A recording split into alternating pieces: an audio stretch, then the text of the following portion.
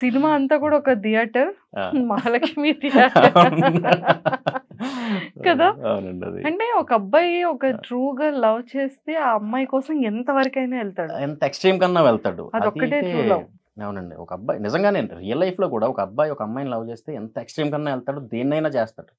అవసరమైతే ఆ అమ్మాయి కోసం ఆ అమ్మాయిని కూడా వదిలేస్తాడు. అసల it's beautiful story. Yeah! And ఈ సినిమా తర్వాత మీకొచ్చిన ఆపర్చునిటీస్ ఏంటి? సినిమా మొన్నే రిలీజ్ అయింది కదండీ! ఈలోగా నాకు 4, 5 కాల్స్ వచ్చాయి. మంచి కాల్స్ పెద్ద ప్రొడక్షన్స్ నుంచి వచ్చాయి. సో, అవి జరుగుతూ ఉన్నాయండి. కాల్స్ మాట్లాడుతున్నా పెద్ద పెద్ద ప్రొడక్షన్స్ నుంచి కాల్స్ వస్తున్నాయి. డైరెక్టర్స్ కాల్ చేస్తున్నారు చాలామంది. కొత్త వాళ్ళు కాల్ చేస్తున్నారు. నాకది చాలా హ్యాపీ అనిపించింది. ఈ మధ్యలో 2 సినిమాలు సైన్ చేశా. ఈ 2 రోజుల్లో. ఈ 2 రోజుల్లో వావ్! చేశా.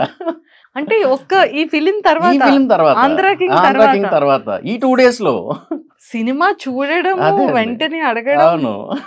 కానీ రౌడీతో కూడా ఫిల్మ్ చేస్తున్నారని విన్నానే. ఏమోండి మరి ఆళ్ళకేం నచ్చిందో నాకు తెలీదు కదా! ఆ! బట్ వాళ్ళందరూ కూడా చాలా అండ్ రవి గాని, మా ఫ్రెండ్స్ రవి గాని వీళ్ళందరూ కూడా చాలా హ్యాపీ వాళ్ళు. అంటే ఇన్ని సంవత్సరాల తర్వాత వీడు సినిమా చేయడం అనేది, నన్ను వాళ్ళు చూడడం అనేది సో, అది చాలా వాళ్ళ హ్యాపీ.